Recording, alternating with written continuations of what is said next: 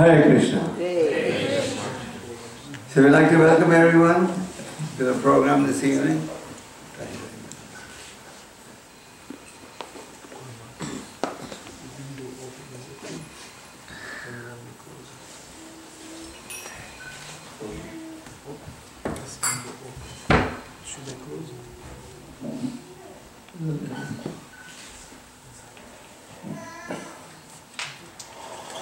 Om Namo Bhagavate Vasudevaya.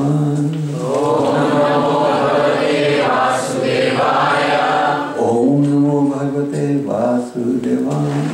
Om Namo Bhagavate Vasudevaya. Om Namo Bhagavate Vasudevaya. Om Namo Bhagavate Vasudevaya.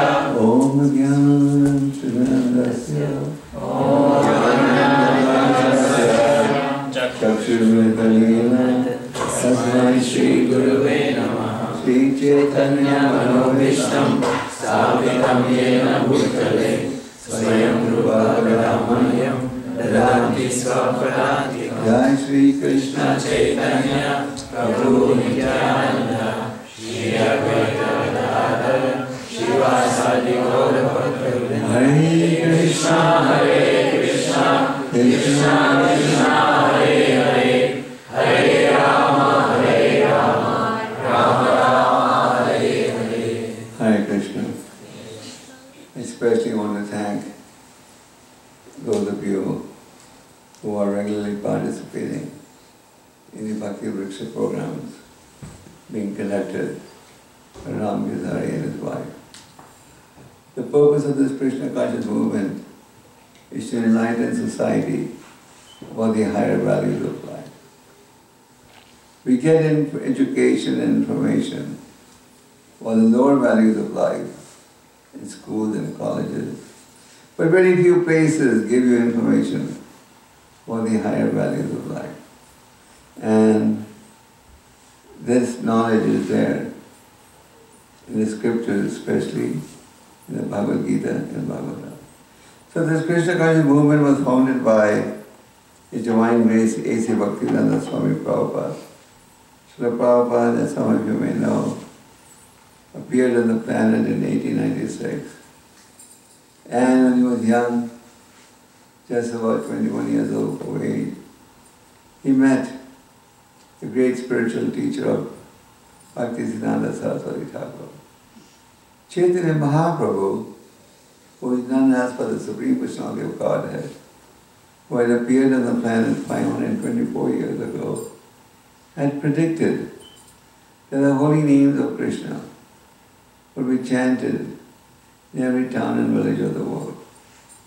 And other great sages such as Bhaktivinoda Thakur had predicted that a day would come when nationalities of all nationalities would come to Sridham Mayapur.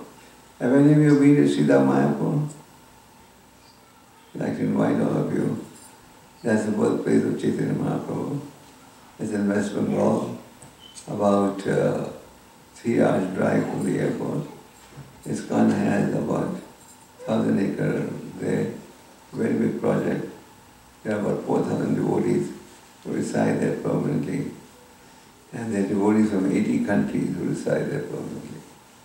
So it's truly an international environment and atmosphere. So Chaitanya Mahaprabhu had predicted that this chanting would be done in every corner of the globe. And great sages had predicted that a day would come when people from different parts of the world would come to Sridham Mayapur and chant and dance. Today that has come true. So Bhaktisiddhanta Ji, in the very first meeting, which Srila Prabhupada could see, that this young man, energetic man, spoke very good English, spoke British English, should take Chaitanya Mahaprabhu's message to the Western countries. And he gave this instruction. The spiritual master's instruction should be one's life and soul. Bhaktivinoda Thakur says, just like you cannot separate the body from the soul, a disciple cannot separate himself from the instructions of the spiritual master. So Srila Prabhupada endeavored to establish Krishna consciousness, and he was finally able to establish Krishna consciousness. The first center was opened in New York in 1966, and now there are centers in every corner of the globe. Bhaktivinoda Swami Prabhupada translated nearly 100 books in English language, which today have been translated in over 70 international languages. And the essence of his philosophy is summarized in the Bhagavad Gita. So I'm going to read to you 2 verses from the Bhagavad Gita.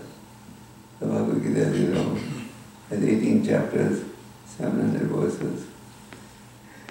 And these 2 verses describe, and these 2 verses present the following information.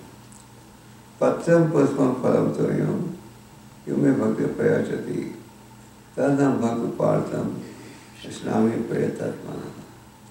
The translation is, if one offers me with love and devotion a leaf or flower, a fruit or water, I will accept it. You want to repeat after me? If one offers me with love and devotion, a leaf, a flower, a fruit, or water, I will accept it. You're going to say, boy, that's good news. I'm glad that Krishna didn't ask me to surrender my bank account and my Mercedes car. He said, just give you a leaf of water. It may come with that. And in the next verse, Krishna says, Yat karoshi yad asnasi, yat dehosi dadasi yad, yat tavasudi kaute yad, yat karshama arpana. Whatever you do, whatever you eat, whatever you offer or give away, and whatever austerities you perform, do that, O son of Kunti, as an offering to me. You can repeat after me. Whatever you do, whatever you eat, whatever you offer, or give away, and whatever austerities you perform, do that, O son of Kunti, as an offering to me.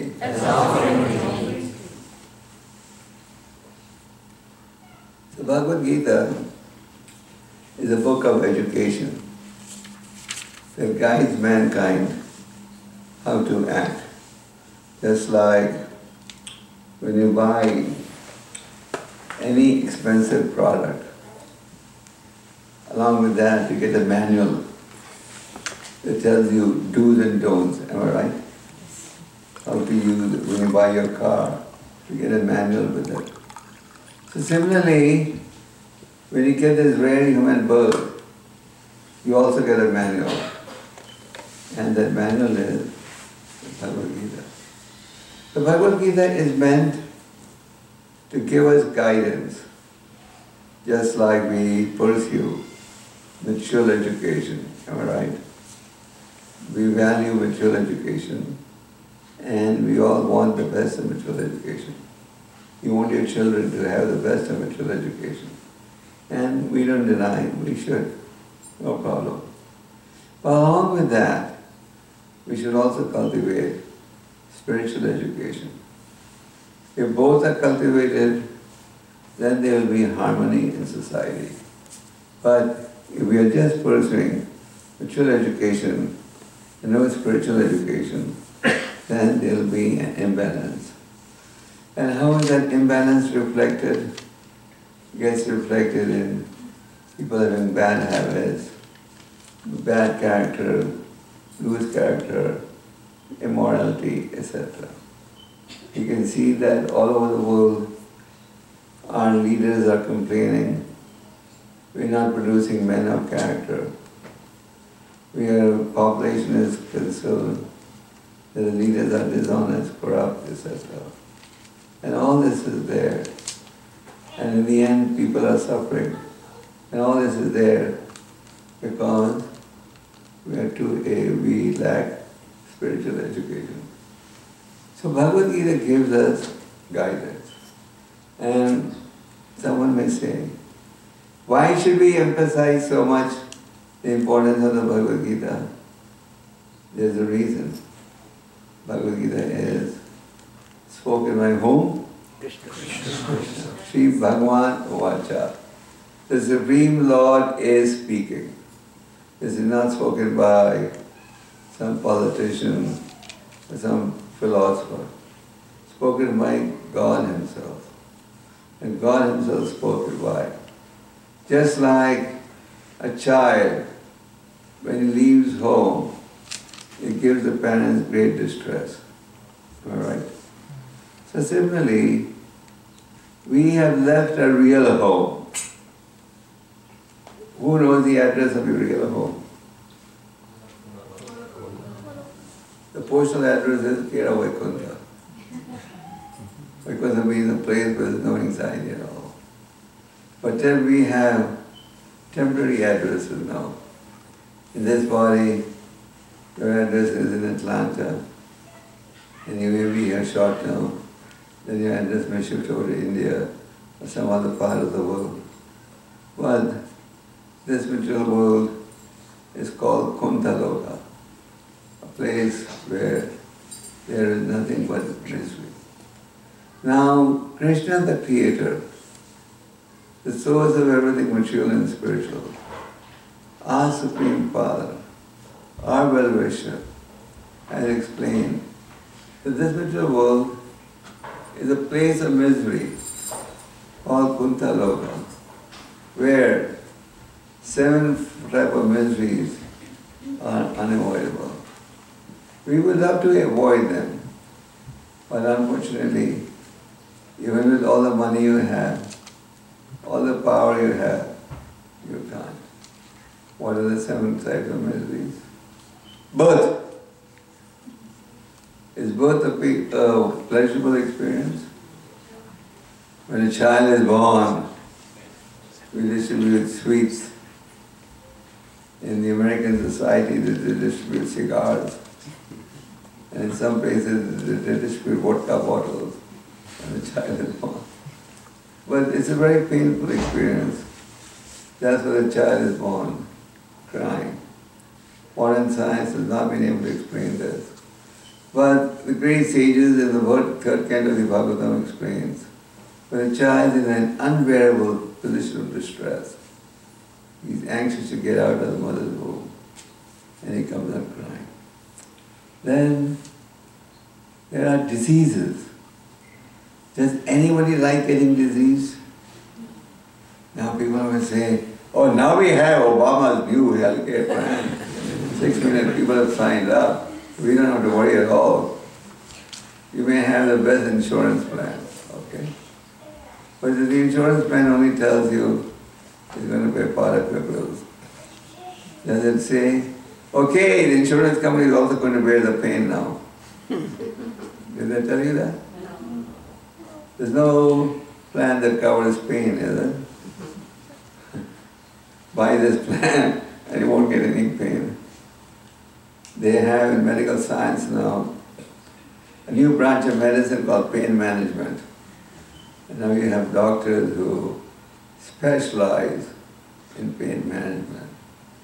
So I was speaking to one such doctor recently, and I said, now you have this new branch of science called pain management. How do you manage pain? Pain is pain. And he said, yes, that's a fact. They call it pain management, but how can all they can do is, okay, take this pill at this time, this pill at this time, and then that pill will give you the relief for a few hours, and then that will give you relief for you. So disease is there, am I right? America, no doubt, has the best medical setup in the world. And even if you don't have coverage, the hospitals are bound to treat you by law if you show up at their doorstep. But still, with the best in medical facilities, do you see that people are not falling sick? No, the doctors are busier than ever before. So disease is there. Then there's old age. Does anyone like old age? Let's be honest. We're all youngsters in this audience. Huh? Okay. There's no old man, is there? Actually, we're all old. With the passage of each day, we are edging towards death. But we don't realize that. In the old days, now they have these stylish calendars. But in the old days, they had those date pads, Let's say 29th of March is over. So they would just pull that sheet off. You remember that? You probably had it in your home in South also in the younger days. So they used to have this date pad. So the Bhagavatam said that's exactly what's happening. Today is what, 30th, 31st? 31st, okay.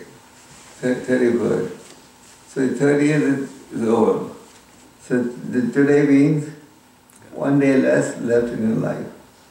But we never think in those terms, isn't it? We think that we will live on eternally. Nobody likes old age.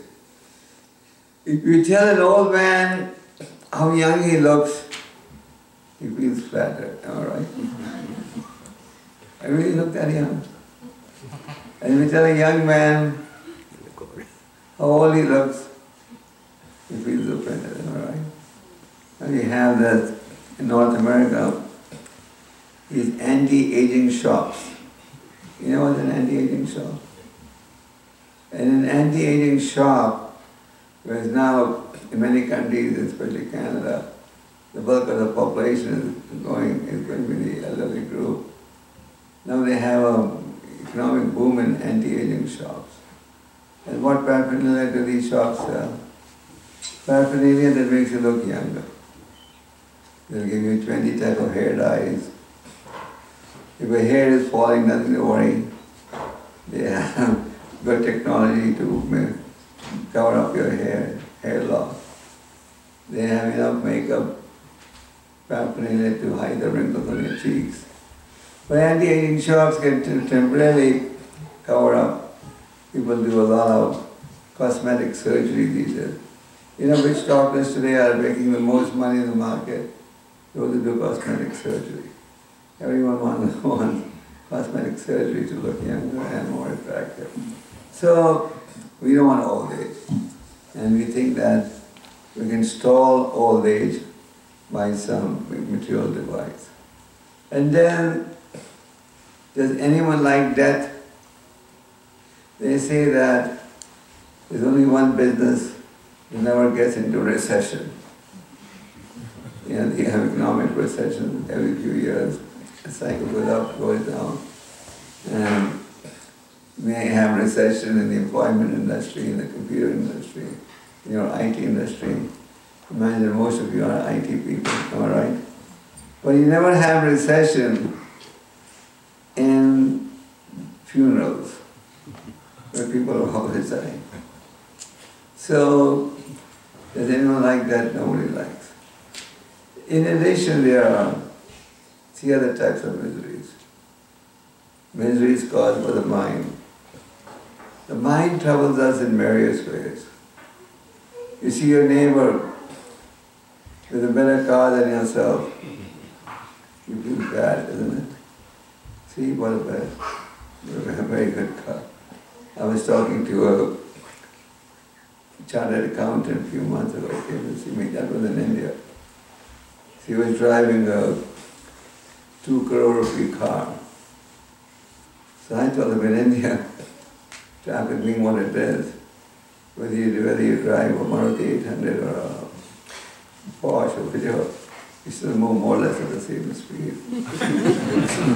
He said, but I have this car not for myself, to impress my clients.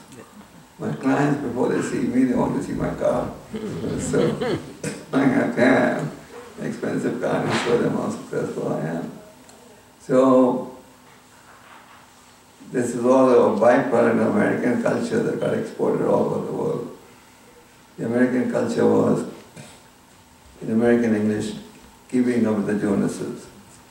You have to be a step ahead of your neighbor. This is called rat race competition. So the mind troubles you in various ways. If some relative or friend passes away, again the mind troubles us. So the mind is troubling us in various ways. And then you have natural nature, drought, floods, etc.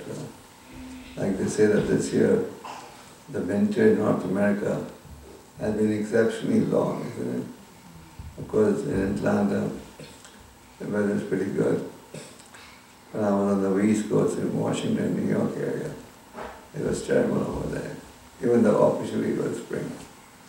So material nature troubles us in various ways, and other entities also trouble us. So basically, what Krishna said, this material world is nothing but a place of misery, where everyone is going through the cycle of birth and death. So Krishna says, get out of this material world. But we are so obstinate, we say, no, I love this material world. But material world actually is no place for gentlemen. What does Bhagavad Gita say? Bhagavad Gita teaches us how to act for the pleasure of God. Why are we concerned about the Lord's pleasure? By pleasing the Lord, we automatically please ourselves. Since we are part and parcel of the Lord, just like when you put food in the stomach, you automatically nourish the whole body, isn't it? So similarly, or when you water the root of the tree, you may have a tree with many branches and leaves, but you need to nourish only the root, and then the water reaches every corner. So when we please the Lord, and what pleases the Lord? When you follow His instruction. And why does it please the Lord? Because the Lord wants us to get out of the material existence. And Krishna teaches us the science of devotion. Now in text 26 that we read, Krishna is saying, he's showing us how easy devotional service is. We all have to act and please some master, am I right? Let's say you don't want Krishna as your master. Let's say you say, why should I serve Krishna? Why shouldn't I just? So if you don't want to accept the Lord as your master, then who becomes your master? I want to ask this question to someone from the audience. Let's say, we say, we're not going to surrender to Krishna. Okay, good, be our guest. And who do you remain surrendered to? And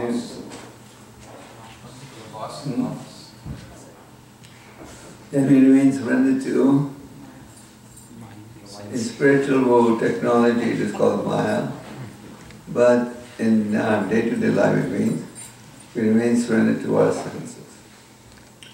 The eyes will say, I want to see something beautiful. The legs will say, I want to walk or drive to the movie house. We have to surrender to someone.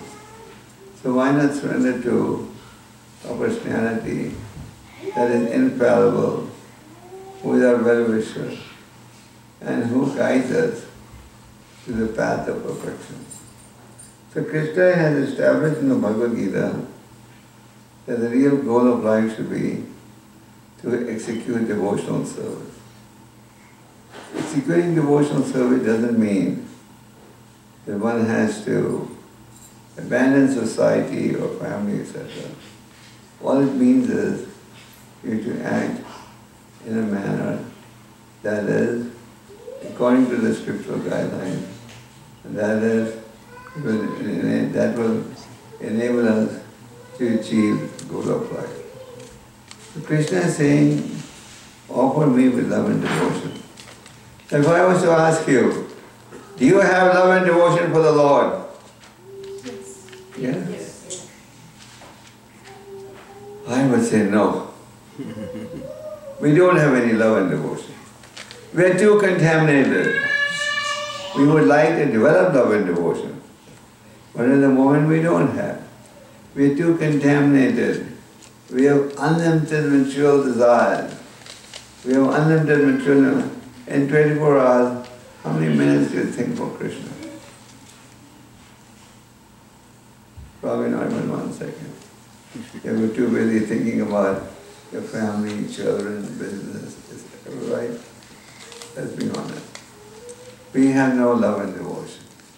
Our love and devotion is just towards materialistic activities. Some of us may not be as gross as others. Some of us, while some may be beef eaters, meat eaters, we may be strict vegetarians. Doesn't matter, that's good. But the point is, by and large, we are not surrendering to Krishna's instruction. We want to do what my mind says is right. But Krishna has established in the Bhagavad Gita the importance of devotional service. And devotional service means serving the Lord according to the direction of the scriptures. So Krishna is saying, offer me with love and devotion. But we have no love and devotion at the moment. The next question is, can we develop this love and devotion? Yes? No? Yes. If we could not develop the love and devotion, we would not be here. Bhaktisiddhanta Saraswati Thakur, instructed Srila Prabhupada to take this message to the Western countries. And Prabhupada labored hard and took it to every corner of the globe. And today there are literally hundreds of thousands of devotees all over the world. For all people like you, but they chant, read, do business, do jobs, etc. How did that come? By practicing the process of the devotional service. As some of you may know, we encourage people to chant Hare Krishna, isn't it? And then another name of ISKCON is the Hare Krishna movement. Why?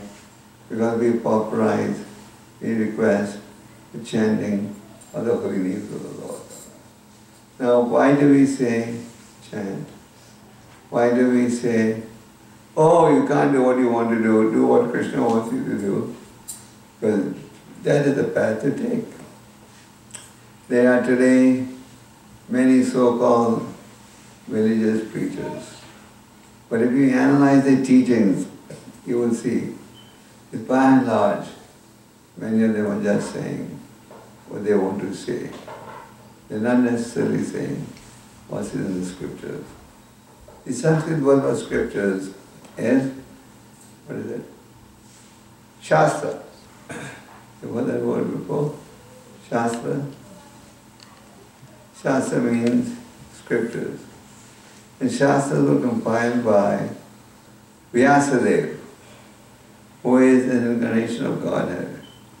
The Lord incarnated as Vyasadeva, compiled the very text so that we could perfect our life by taking guidance from them. So the scriptures explain that we are all born in ignorance. You may have noticed that we recited this mantra at the commencement. Om Gyan Timanadasya Gyananjana Shlakya Chakshura Militanena Tasmai Shri Gravane. The English translation is, my dear Lord, I was born in ignorance. Is it true or false? Yes. Doesn't matter which part of the world you're born in. We're all born in ignorance. When you were born, you didn't know how to read and write. You didn't know a word about IT. But through the educational system, you gradually learned everything. Similarly, we are born in ignorance, but with the mercy of a saintly personality and the spiritual teacher, we become enlightened. Just like when there's darkness, you can't see anything. When light is injected, then you can see. So, similarly, we are born in ignorance, but we get enlightened by spiritual association and guidance. And when you meet a saintly person, sadhu. What is a sadhu? Sadhu can be in a male body, female body.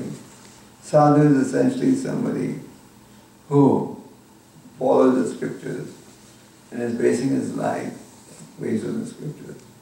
And if you follow such a personality gives you guidance. Why? And we tell people to chant Hare Krishna. Why?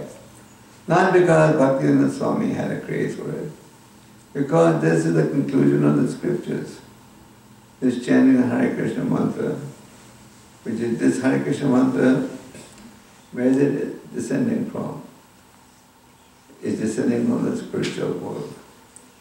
And the Lord incarnates in the sound incarnation, thereby giving us a chance to chant His holy name and get purified. So by chanting the holy names of the Lord, studying the scriptures, taking part in Bhakti Vriksha programs, etc., we get purified. And when you get purified, it means you understand the importance of rendering devotional service. You understand the importance of associating with devotees. You understand the importance of using the rare human birth for a happy cause. So Krishna says, you can serve me according to your means.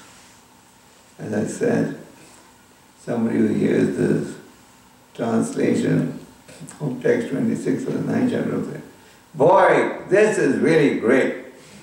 Krishna, all he's asking for is a leaf of flower, fruit or water. This doesn't cost him anything.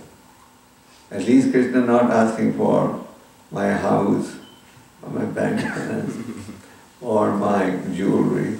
I can keep all that, am I right? What Krishna is saying is, he's making devotional service very simple for us.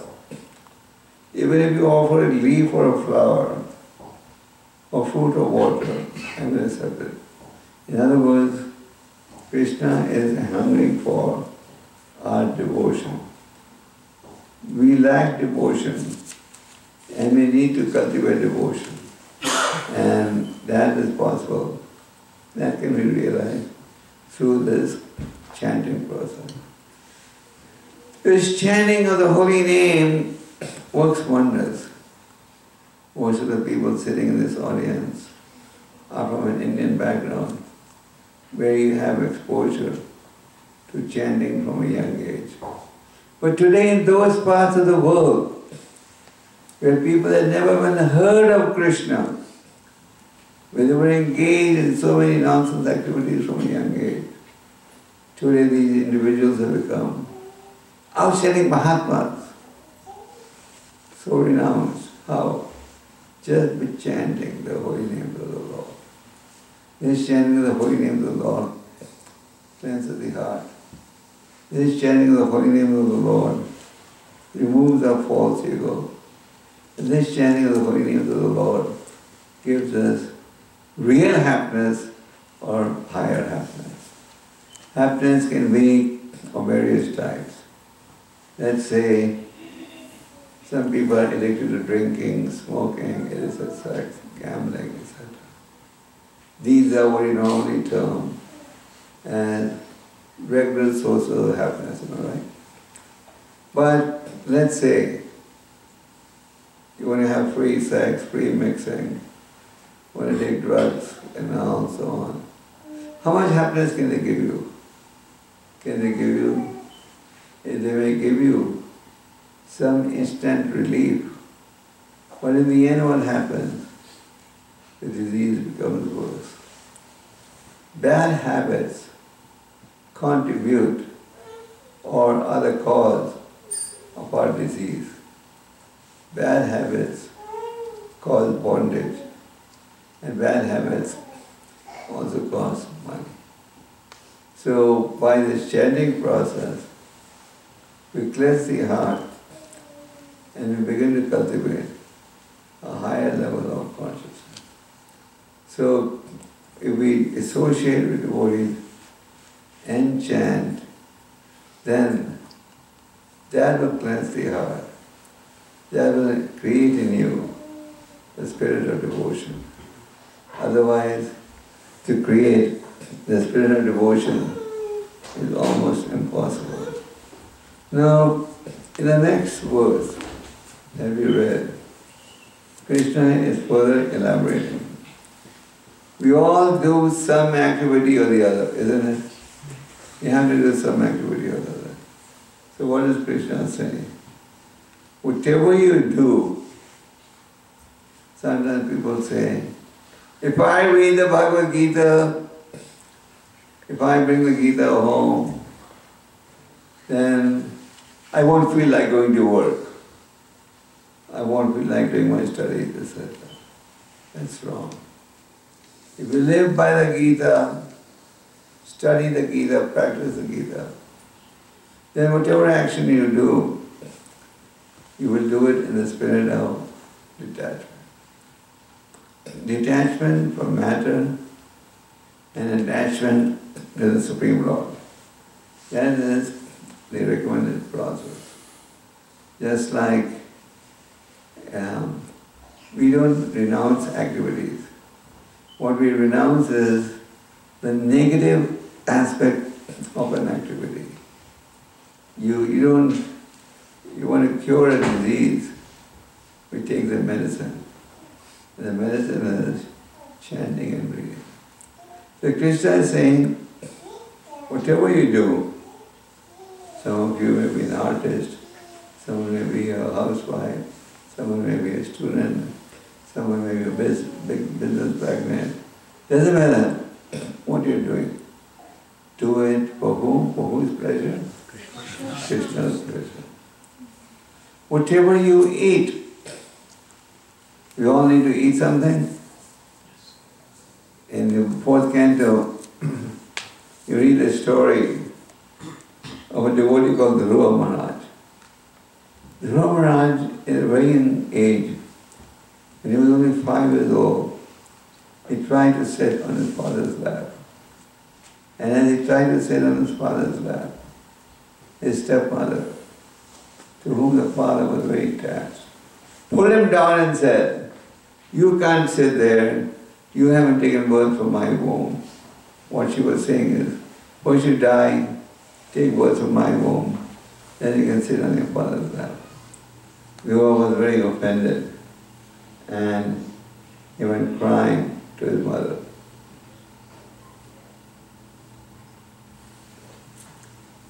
The mother had already heard what had transpired. So Dhruva was determined to look for God. And he went to look for God. And he performed extreme austerities.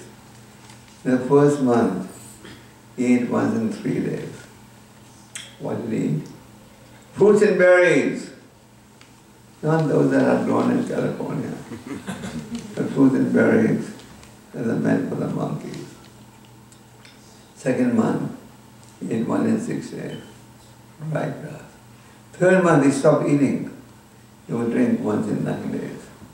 So Dhruva practiced extreme austerity, but that is not what is recommended. So here Krishna is saying, whatever you eat, so we all need to eat something, am I right? In the verse we read, Patam Paspam Padam Toyam, Krishna is telling us what we should eat and what we should not eat. So Krishna recommends that we eat only prasad. In the Bhagavad Gita, Krishna says, if you eat without offering to me, you are eating only sin. But if you eat after offering to me, that is Krishna Prasad. Krishna Prasad is so powerful that just by eating Krishna Prasad, you can get purified. When Prabhupada first started this movement, he also introduced the Sunday love feast. And many people would come just to eat a feast, but they got so attracted to prasad that eventually they became devotees. So Krishna said, whatever you eat, offer it to me. You may be a vegetarian, Being a vegetarian is safer than being a meat eater. But that's not enough. Because even if you're a vegetarian, you're killing species. Therefore, the alternative is offer everything to the Lord by some mantra. Then what you eat is the remnants are known as prasad. So Krishna says, whatever you eat, do it as an offering unto me. Then he says, whatever you give away.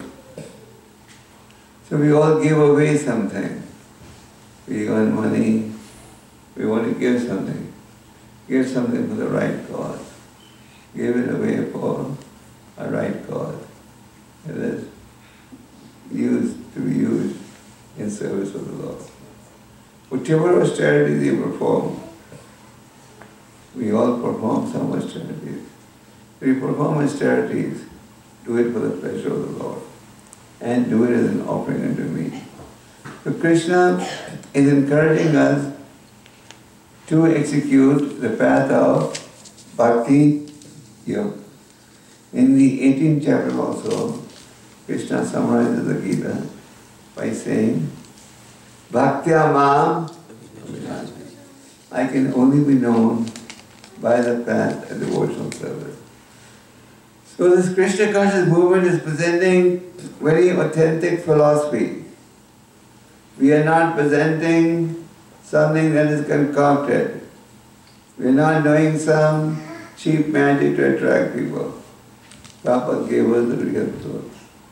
Once somebody asked Prabhupada, can you do some magic? Because the general expectation is a saintly person will have some magical abilities. Prabhupada said, I can't do any magic. But one magic I've done. What was that? I have converted thousands of lectures to become Brahmana. Lecture means one who is degraded, who acts against the teaching of the Lord. And Brahmana means one who is leading his life based on his scriptural direction. So, this Krishna conscious movement is teaching us the path of real happiness. Prahlad Maharaj in the 7th canto of the Bhagavatam says, Nate vidum swati gatam Vishnu. People do not know how real happiness can be formed. I was explaining to you earlier how people are taking the Krishna conscious process because it is very satisfying. If it wasn't satisfying, why would they take to it? In India you see thousands and thousands of people are getting converted to Christianity, especially in South India, and Islam and so on. But in most of the cases, people are converting. Why? They're getting some economic incentive. They're getting some bribe, whatever. In the olden days, people converted to Islam under the threat of a sword. But why are people taking the Krishna consciousness? We have no sword or money, because this is a very satisfying process. This process of chanting the holy names of the Lord is going on since time immemorial. Therefore, the great sages said, Grihetako vanithako sada hari bhogetako. It doesn't matter whether you are a householder or a brahmachari, simply we should chant the holy names of the Lord. We should endeavor to also understand what is the desire of the Lord. And that is to be realized by associating with saintly people. So in the Bhagavad Gita, we read the philosophy of life, beginning with, we are not this body, there is a spirit soul that is eternal. And in the 3rd and 5th chapter, Krishna explains the necessity of acting for the pleasure of the Lord. Do your duty, but in the spirit of detachment. Just like a lotus leaf is in water, but does not touch the water. So Krishna doesn't say don't act. Arjuna was saying, no, I'm not going to take part in this battle. So many of my relatives, with that respect, will die. But Krishna convinced them. as a Kshatriya, you're duty bound to engage in the path. So we may have different occupations, different duties. And becoming Krishna conscious doesn't mean you don't do those duties. All it means is you do it in a purified manner. So Krishna explains in the 3rd and 5th chapter the need to act for the pleasure of the Lord.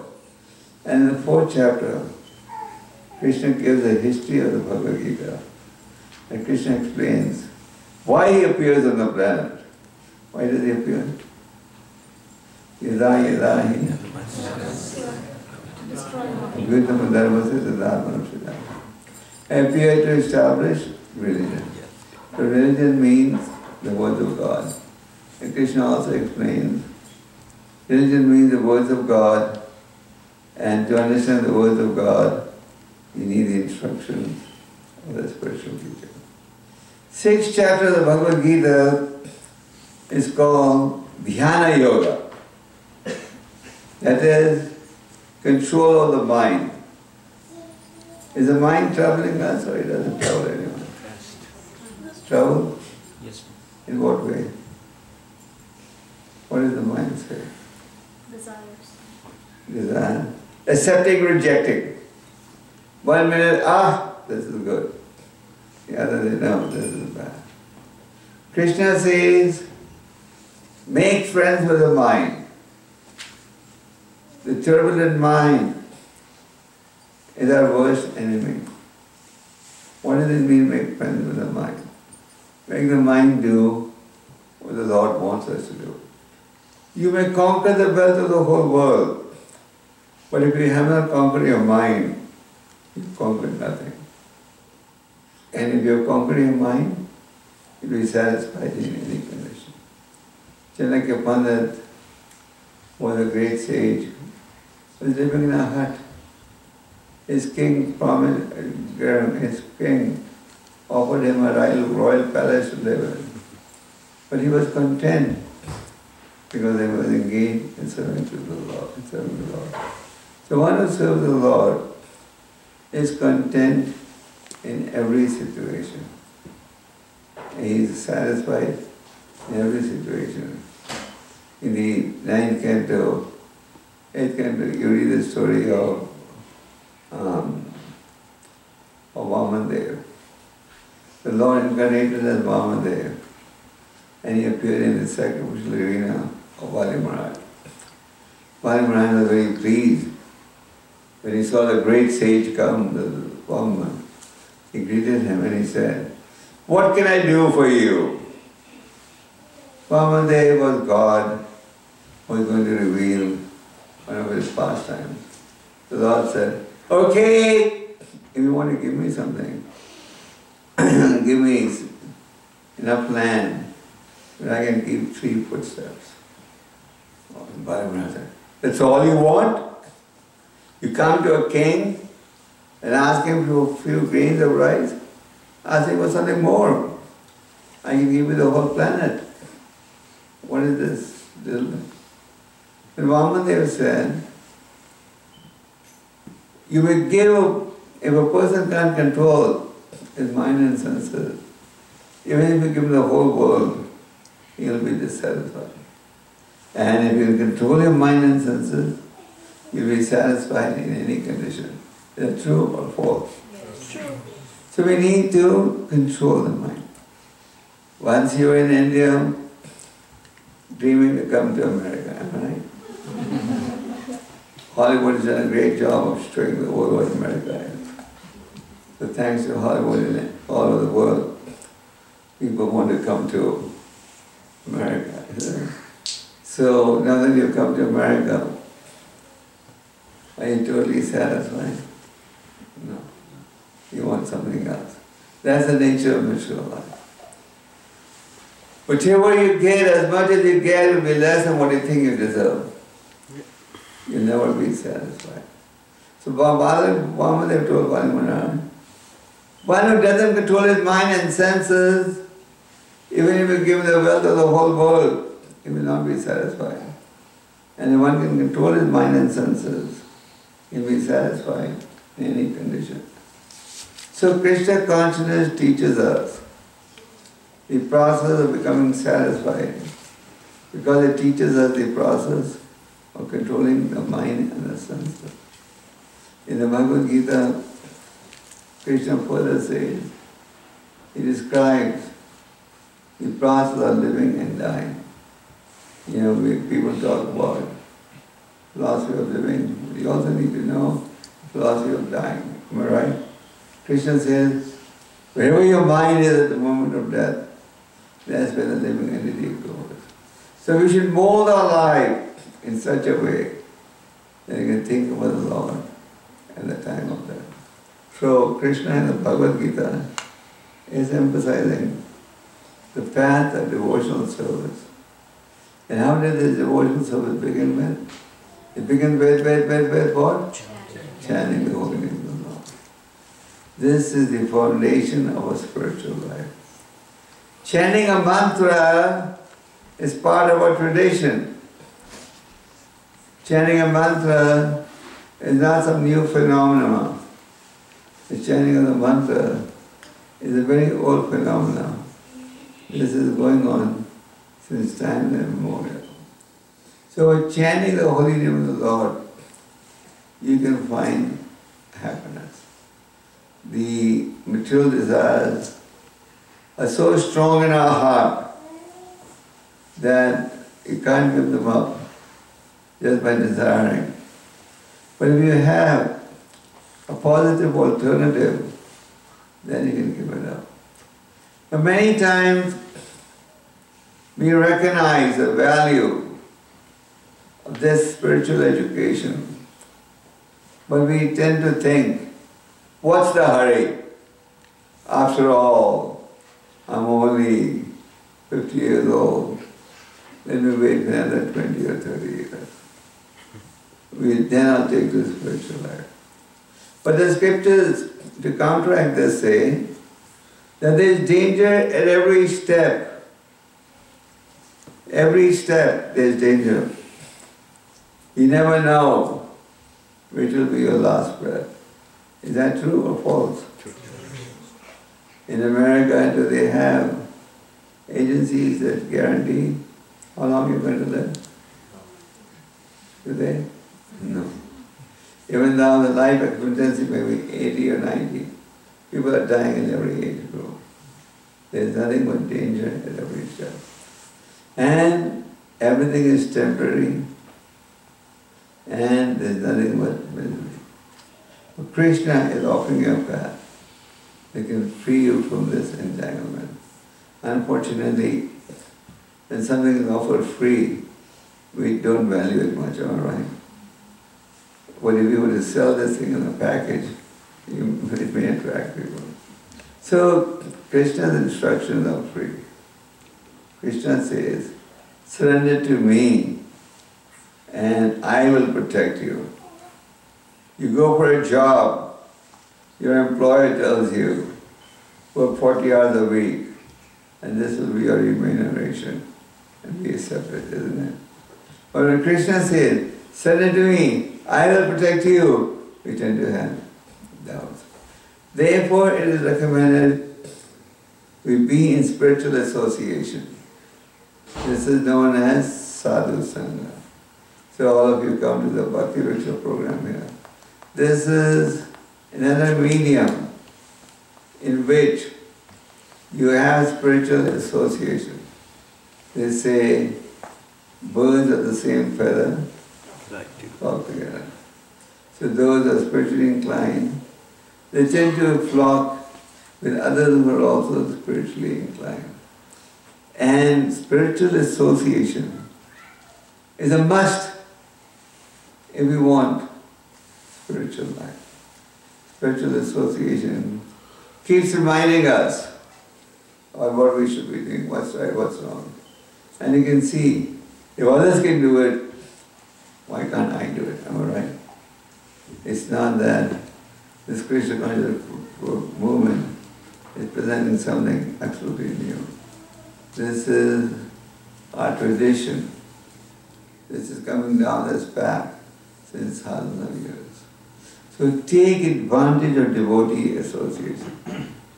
Sometimes when you associate too much with devotees, we tend to fall fine. We tend to look at the weak points. Better to look at the good points. And Sharanam Kirtanam is a means by which we can cleanse the heart and discover real happiness.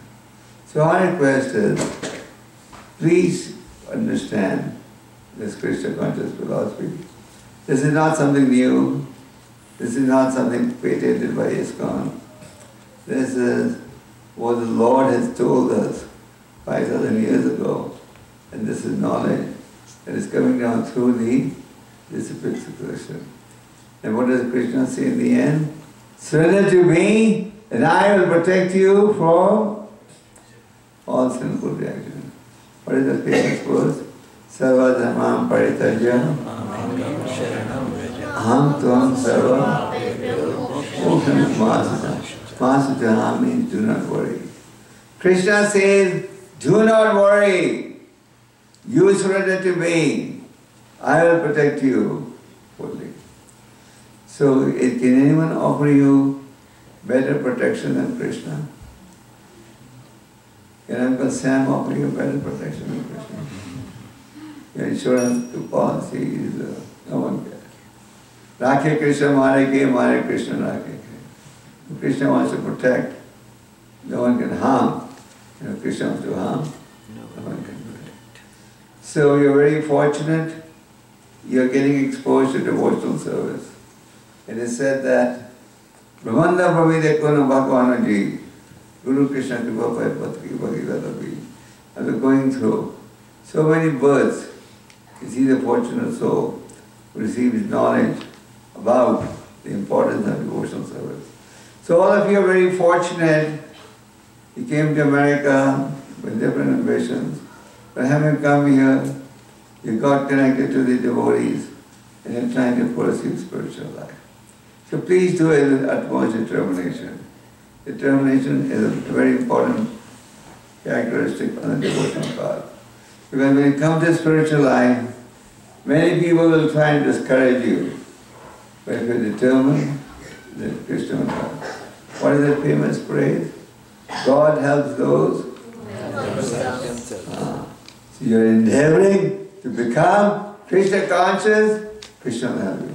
You take one step towards Krishna, Krishna will take 10 steps towards you. Krishna wants to protect you. Krishna is guaranteeing you eternal happiness. But please follow his instruction. So this chanting of the holy name, studying the Bhagavad Gita, associating with devotees, being enthusiastic, are all means by which you can develop love of God. So please chant, stay with devotee association, and be determined to perfect your life. Hare Krishna.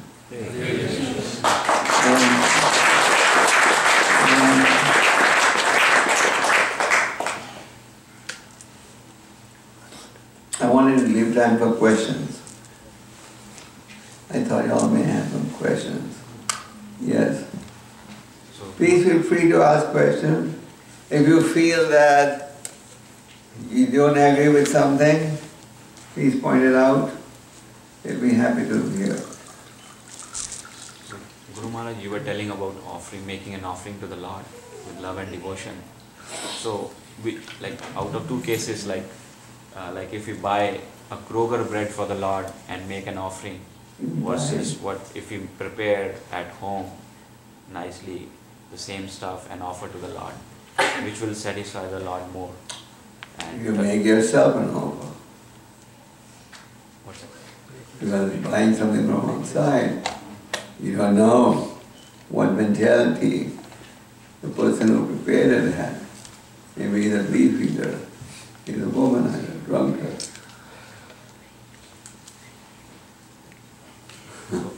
So sometimes Maharaj, like in the same context, like if we get something from outside, like some sweets or something, can that be offered to the Lord and we can partake the Sweets is different. Depends where you buy it from.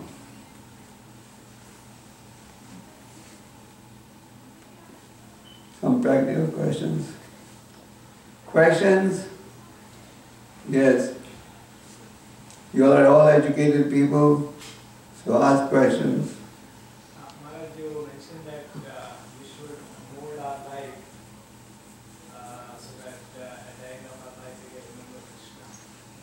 So as a grahastha, in a grahastha ashram, while we go to office and go, Beg your pardon?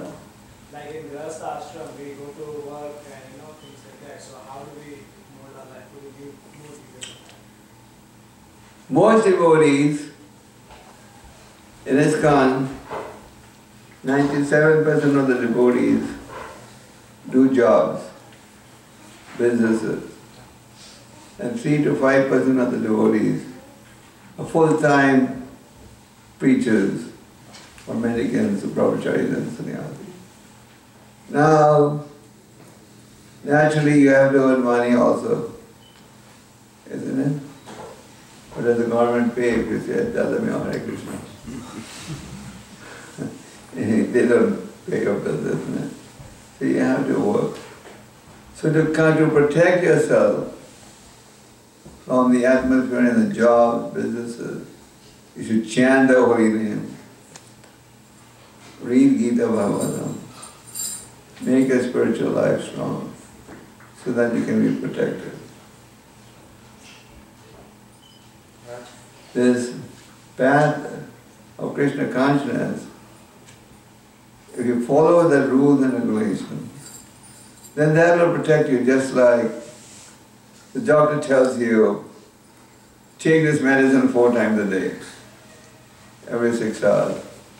The logic is, if you take it every 6 hours, then it will kill the germs and make you healthy. So Prabhupada gave us the formula, chanting 16 namams, following regulative principles. If we do that, plus associate with devotees, then you'll have the spiritual strength to go on. Yeah? Okay? And then that will help you to even think of Krishna.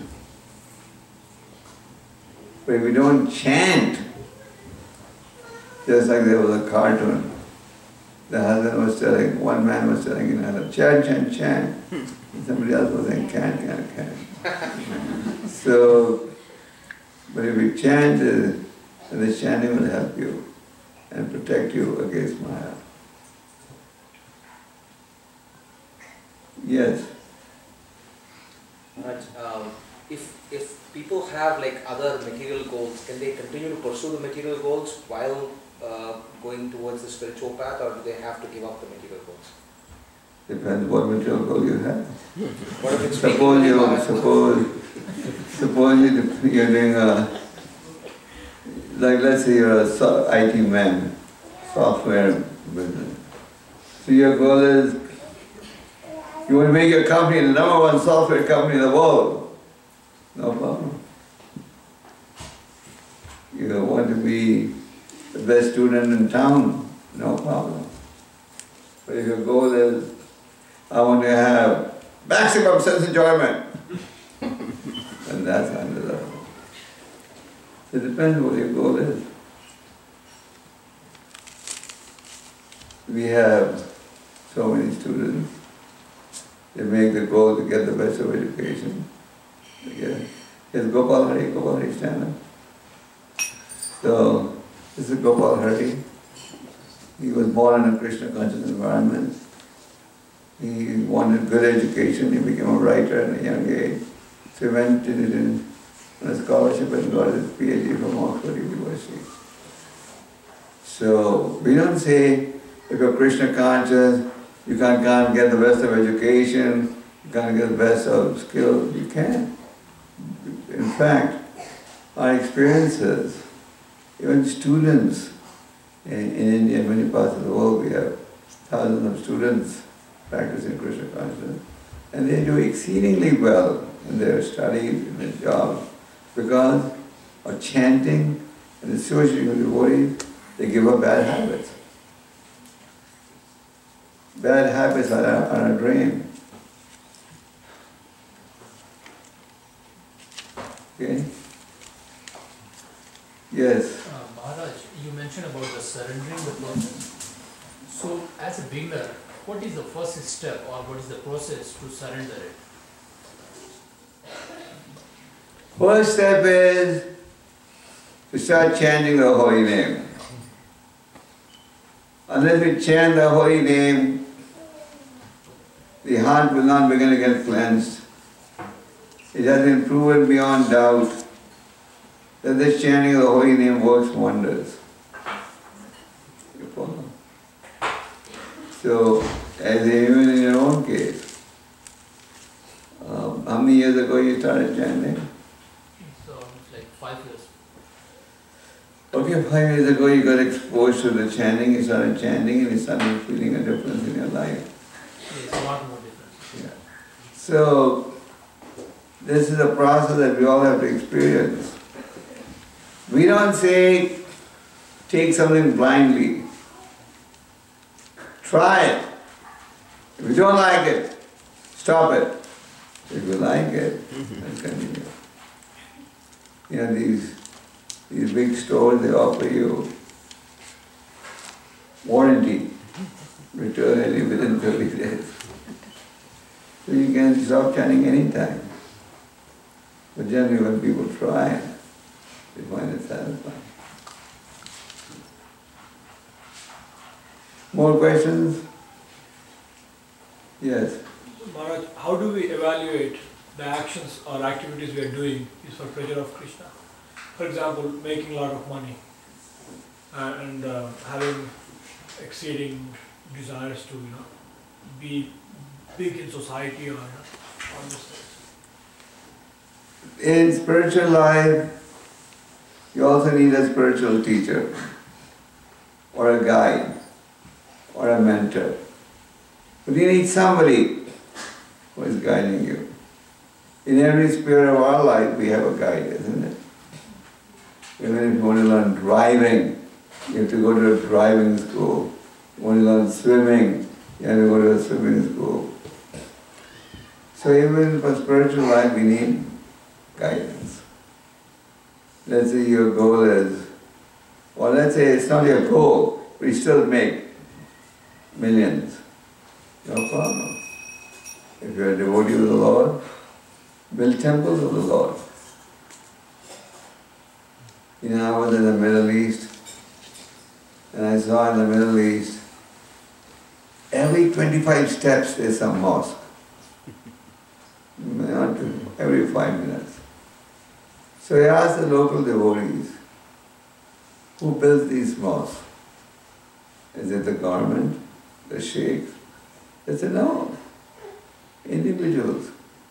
A Mohammedan, when he makes money, before he makes his own house, he'll make Allah's house, then make his house. So all these mosques have been built by businessmen. Whereas in a Hindu family, the principle would probably be, first make houses for 10 generations, and then if something is left over, give that change to Krishna. And then, probably, am I right? First make enough for 10 generations. So, in Russia, I work a lot in Russia. In Russia you see so many churches. In Moscow alone, at one time there were 3,000 churches. 3,000. And you see these churches 30, 35 years ago, they were run down because in the communist regime they were ignored.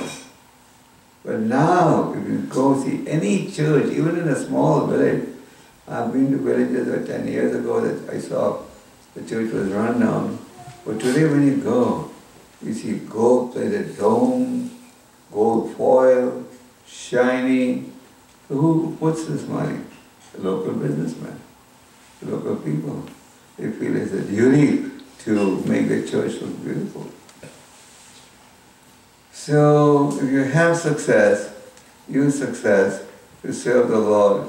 If you use success to serve yourself, you will take on all the karma. The laws of karma are very severe. You earn $1, 1 rupee. To earn $1, you will commit so many sinful acts. All that karma goes to your account.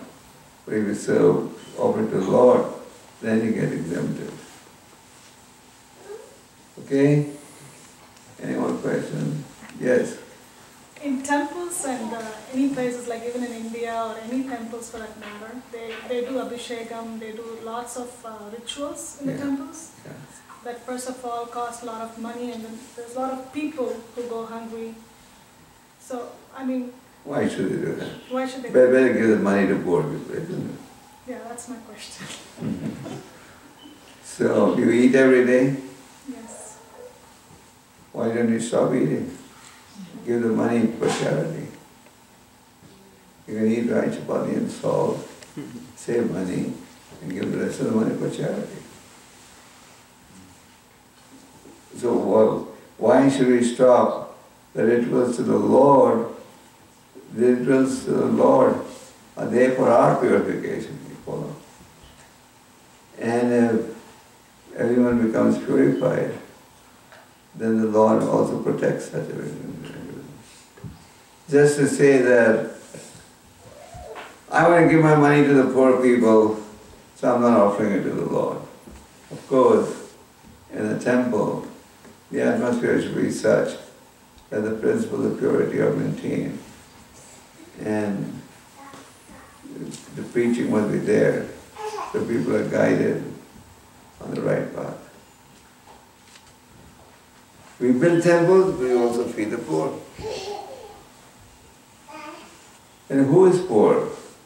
You may think that if somebody doesn't get enough to eat.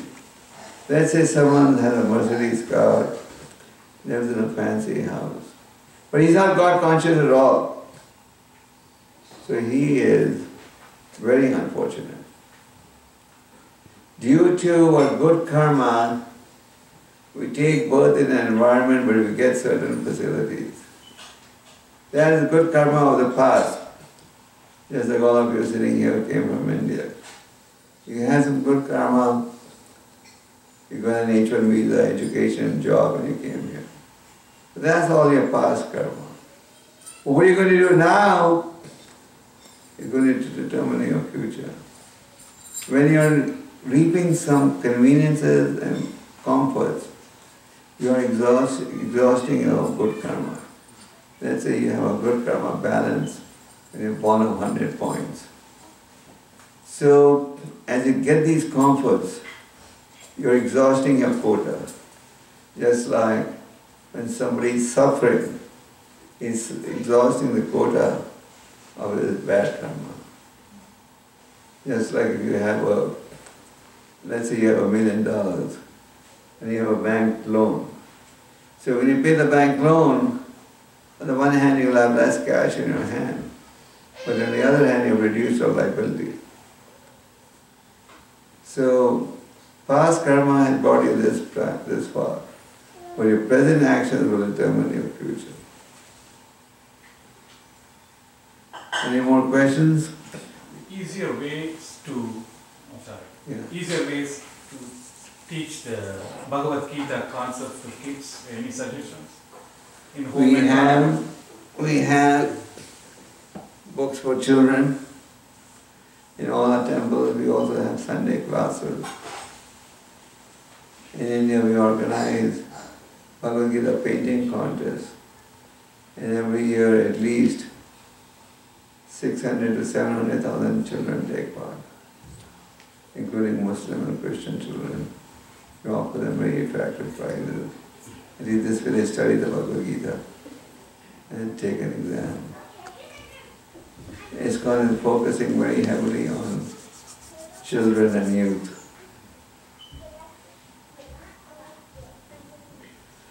In India, in virtually all the IITs, the medical schools, colleges, we have active preaching programs. We have over 100,000 youth who are all IIT graduates and others who are chanting 16 rounds and getting trained in spiritual life, as well as doing the studies and so on. Thank you. Yes. I have a question about preaching. When I try to talk to people about Bhagavad Gita, I get accused of trying to convert them. So how do I address that kind of They say you're trying to convert them. Or you feel you're trying to convert No, them. some of them tell me directly that What? you're trying to be like a Christian, trying to convert me. Tell them, I'm your friend. I want you to be happy. I want you to be safe in the cycle of birth and death. So I'm giving you this philosophy. Don't get disturbed even if they insult you. Tolerate the insult on behalf of the Lord. They take it like they have to give up worshipping their God. I mean, that's kind of I heard how to address it. There is only one Supreme Lord. That's the conclusion of the scripture. But talk to them. But many will also take to it.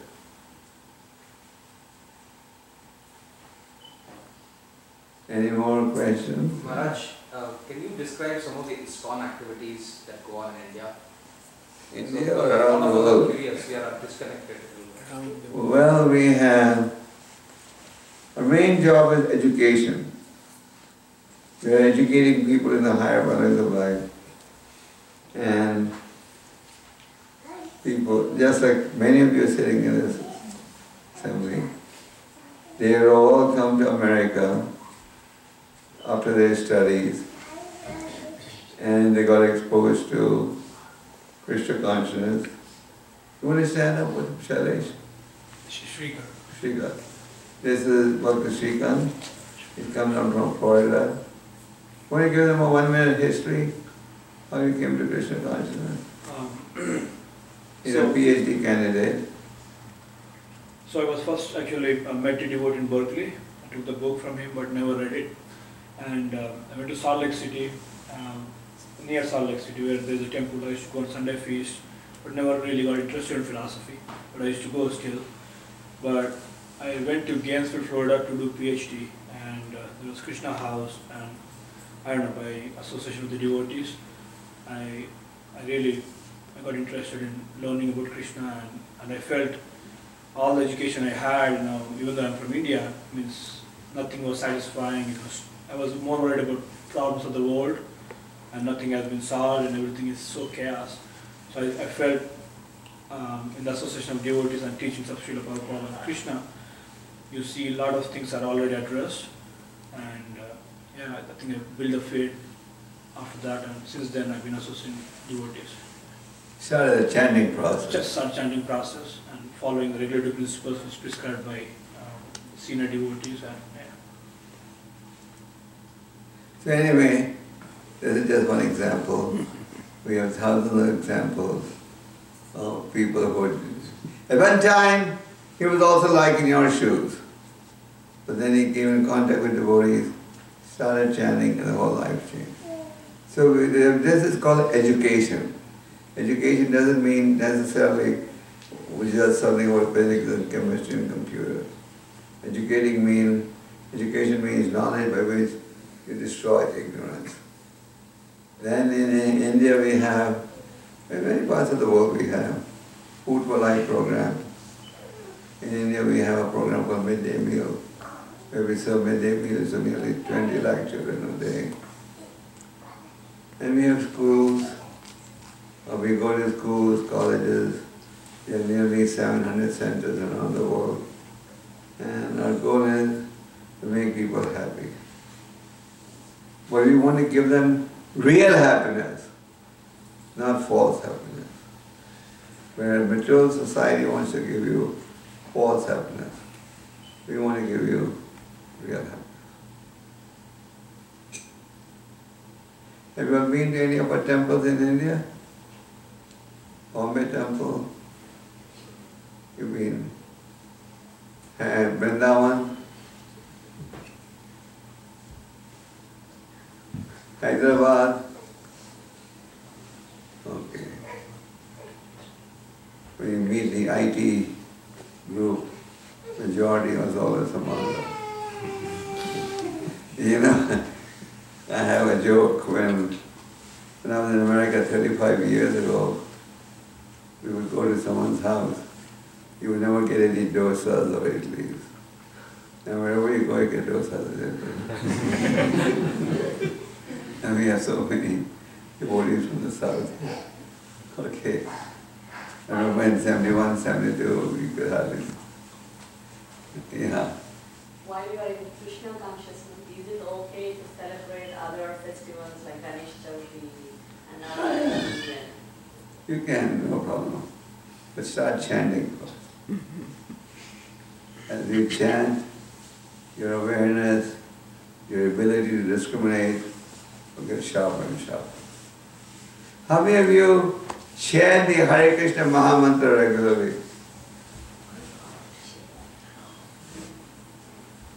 You know, sometimes to get our Hindu brothers and sisters to chant, it's tougher than pulling teeth.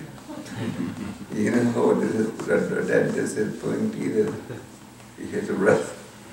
So sometimes it's tough. But also I must say, like ISKCON has hundreds of thousands of devotees in India also now. In Andhra we have 20 temples. But now people are changing. They're seeing so much misery all around. And they're taking to the real thing. Okay, anything else? Any other? Anything else? I was told the program will finish in time, so. So how many of you come regularly to the Bhakti Vrikshas here? Yeah, every week?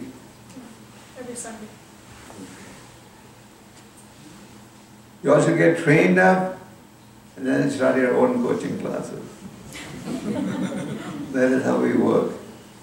In Michelle's life, nobody wants competition, isn't it? In spiritual life, we are happy to give the secrets of success to everyone. We want everyone to become successful on this path. So all of you should also, how many rounds do you chant? I have the beads that Ram and Prerna gave me, it's 108. How many rounds, how many? They've not yet started, Maharaj. Huh? They've done a few rounds in that. You But chant I chant with my husband every morning on the beads? on the beads. How many rounds? 1, 2, 3, Just 4. one round, 108 beads. And you? We all want more. And you?